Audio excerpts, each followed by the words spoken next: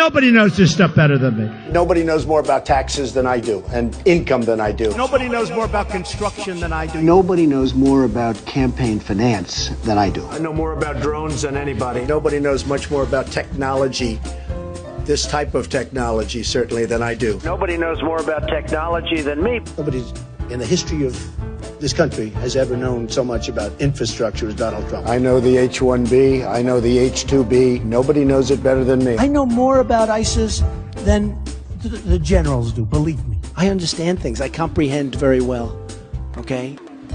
Better than, I think, almost anybody. And by the way, who knew the other side of the picture better than me? I knew it. Nobody knows more about environmental impact statements than me. I understand the power of Facebook maybe better than almost anybody. I know more about renewables than any human being on earth. Nobody knows more about polls than me. I know more about courts than any human being on earth. I know more about steelworkers than anybody that's ever run for office. I know more about golf than Obama knows. Nobody knows more about banks than I do. Nobody knows more about trade than me. Well, obviously, he doesn't know about nuclear weapons. I know more about nuclear weapons than he'll ever know. I understand the tax laws better than almost anyone. Who knows more about lawsuits than I do? I'm the king.